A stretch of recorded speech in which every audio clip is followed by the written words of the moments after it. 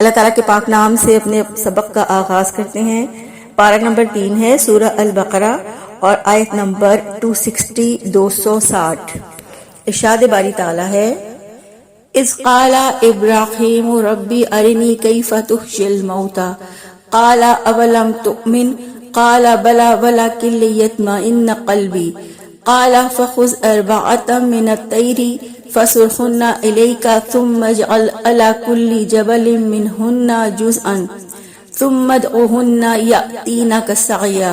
واعلم أن الله عزيز حكيم۔ با محاورہ ترجمہ ہے، اور جب ابراہیم نے کہا اے میرے رب مجھے دکھا کہ تو مردوں کو کیسے زندہ کرے گا، اللہ تعالیٰ نے فرمایا اور کیا تو یقین نہیں رکھتا؟ اس نے کہا کیوں نہیں، لیکن اس لیے کہ میرا دل مطمئن ہو جائے۔ اللہ تعالیٰ نے فرمایا تو پرندوں میں سے 4 لے کر انہیں اپنے سے مانوس کر، پھر ہر پہاڑ پر ان کا ایک ٹکڑا رکھ اور پھر انہیں بلا، وہ تمہاری طرف بھاگتے چلے آئیں گے، اور جان لو کہ یقیناً اللہ تعالیٰ سب پر غالب کمال حکمت والا ہے۔ تو فرمایا اذ قال ابراہیم ربی ارنی کیف تحیی الموتى، اور جب ابراہیم علیہ السلام نے کہا کہ اے میرے رب مجھے دکھا کہ تو مردوں کو کیسے زندہ کرے گا۔ حضرت ابراہیم علیہ السلام اللہ تعالیٰ کی رضا میں راضی رہنے والے، خشوع و خضوع کرنے والے، عبادت گزار پیغمبر تھے، اور انہوں نے کہا کہ مالک مجھے دکھا کہ تو مردوں کو کیسے زندہ کرتا ہے۔ یہ شوق اس حقیقت کو ظاہر کرتا ہے جو ایک فطری امر ہے، اور اس شوق کا تعلق ایمان کی پختگی کے ساتھ نہیں۔ ایمان کے نتیجے میں مومن کے دل میں کئی قسم کے جذبات پیدا ہوتے ہیں، اور ان میں سے ایک یہ ہے کہ وہ قدرت کے رازوں میں جھانکے۔ حضرت ابراہیم علیہ السلام کا یہ شوق بھی اسی سلسلے کی ایک کڑی ہے، اور یہ تمام انبیاء کرام کا معاملہ ہے کہ انہیں عین الیقین اور حق الیقین کے درجے کا ایمان عطا کیا جاتا ہے، چونکہ ایمان اور یقین کی ایک ایسی بھٹی بنانا ہوتا ہے انہیں کہ جس میں ایمان اور یقین دوسروں میں بھی سرایت کرے، یعنی ان کے ذریعے یہ ایمان اور یہ یقین ان کی قوم تک پہنچے۔ اس لیے ایمان اور یقین کے لیے ان کو ایسے مشاہدات کروا دیے جاتے ہیں کہ ان کا ایمان صرف ایمان بالغیب نہیں رہتا بلکہ وہ ایمان بھی شہادہ ہو جاتا ہے۔ سورہ الانعام میں اللہ تعالیٰ فرماتے ہیں کہ انہوں نے حضرت ابراہیم علیہ السلام کو آسمان اور زمین کی نظام حکومت کا مشاہدہ کرایا تاکہ وہ کامل یقین کرنے والوں میں سے ہو جائے، اور اسی طرح محمد صلی اللہ علیہ وآلہ وسلم کو شب معراج پر آسمانوں پر لے جایا گیا کہ وہ ہر شے کو اپنی آنکھوں سے دیکھ لیں، کیونکہ اس طرح ان مشاہدات سے انبیاء کو ان ایمانی حقائق پر یقین کامل ہو جاتا ہے جن کی وہ لوگوں کو دعوت دیتے ہیں، گویا وہ خود ایک ایمان اور یقین کی بھٹی بن چکے ہوتے ہیں۔ اور تفسیر ابن کثیر میں آتا ہے کہ حضرت ابراہیم علیہ السلام نے اللہ تعالیٰ سے جب فرمایا کیف تحیی الموتى کہ اے رب تو مجھے دکھا کہ تو مردوں کو کیسے زندہ کرے گا،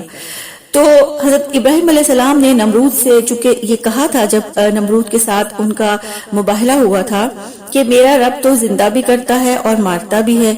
اس لیے حضرت ابراہیم علیہ السلام علم الیقین سے عین الیقین کی طرف جانا چاہتے تھے کہ کہیں نمرود یہ نہ پوچھ لے کہ کبھی تم نے اپنے رب کو مارتا ہوا اور زندہ کرتا ہوا دیکھا ہے۔ اس لیے انہوں نے مشاہدہ زندگی کے بعد موت کے لیے دعا کی تھی،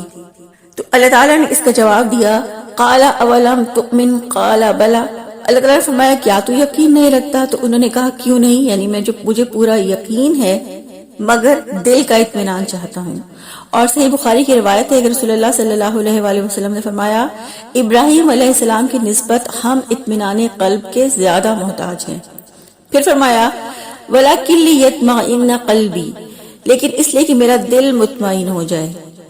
حضرت ابراہیم علیہ السلام کو یہ یقین تو تھا کہ اللہ تعالیٰ موت کے بعد زندگی دیتا ہے اور اللہ قدرت رکھتا ہے اس پر، لیکن وہ حق الیقین کا مقام چاہتے تھے تاکہ ان کے ایمان میں اضافہ ہو۔ تو اللہ تعالیٰ نے حضرت ابراہیم علیہ السلام کے اطمینان کے لیے ان کو یہ مشاہدہ اس طرح کروایا کہ اللہ تعالیٰ نے ان سے فرمایا کہ تو 4 پرندے لے، پھر انہیں اپنے سے مانوس کر، اور پھر ہر پہاڑ پر ان کا ایک ایک ٹکڑا رکھ دے، اور پھر انہیں بلا، وہ تیری طرف بھاگتے چلے آئیں گے۔ اس کی تفصیل میں آتا ہے کہ حضرت ابراہیم علیہ السلام نے 4 پرندوں کے سر، دھڑ، ٹانگیں اور ان کے پر علیحدہ علیحدہ کیے، اور پھر ایک پہاڑ پر 4 کے سر، دوسرے پہاڑ پر 4 کے دھڑ، اور تیسرے پہاڑ پر 4 کی ٹانگیں، اور چوتھے پہاڑ پر 4 کے پر رکھ دیے۔ اس طرح انہیں مختلف اجزاء میں تقسیم کر دیا اور پھر انہیں پکارا تو ان کے اجزاء جمع ہو کر چاروں پرندے اپنی سابقہ حیت میں زندہ ہو کر حضرت ابراہیم علیہ السلام کے پاس دوڑتے ہوئے آ گئے، اور چونکہ حضرت ابراہیم علیہ السلام سے یہ پرندے پہلے ہی مانوس ہو چکے تھے، اس لیے ان کے آواز دینے پر انہی کی طرف دوڑے چلے آئے۔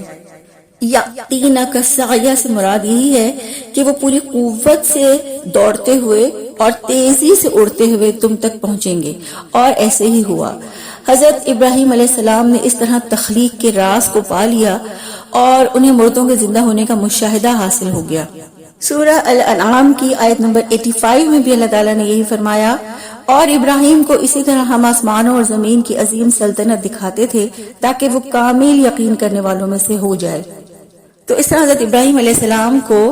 موت کے بعد کی زندگی کا ایک ایسا تجربہ کروایا گیا جس سے ان کا دل بھی مطمئن ہوا اور انہیں مزید یقین دہانی کی ضرورت نہیں رہ گئی۔ اور یہ ہم دیکھتے ہیں کہ زندگی اور موت کی حقیقت اور موت کے بعد کی زندگی کی حقیقت کو انسان اپنی عقل سے نہیں پا سکتا، یعنی عقل موت اور حیات کی حقیقت کو پانے سے عاجز ہے۔ انسانی عقل کے پاس موت اور حیات کی حقیقت کو پانے کے لیے زیادہ سے زیادہ جو ذریعہ ہے وہ زندگی کے آثار ہیں، جن کو دیکھ کر انسان زندگی کا اندازہ لگاتا ہے، اور انسان مرنے والوں کی موت کے آثار دیکھ کر ہی موت کا بھی اندازہ لگاتا ہے۔ مگر انبیاء علیہ السلام کو غیب کا پردہ ہٹا کر اس لیے سب کچھ دکھایا جاتا ہے تاکہ وہ لوگوں کو ان کی چھپی ہوئی حقیقتوں سے باخبر کر سکیں، اور یہ کہہ سکیں کہ ہم دیکھی ہوئی چیز سے باخبر کر رہے ہیں، نہ کہ سنی ہوئی چیز سے۔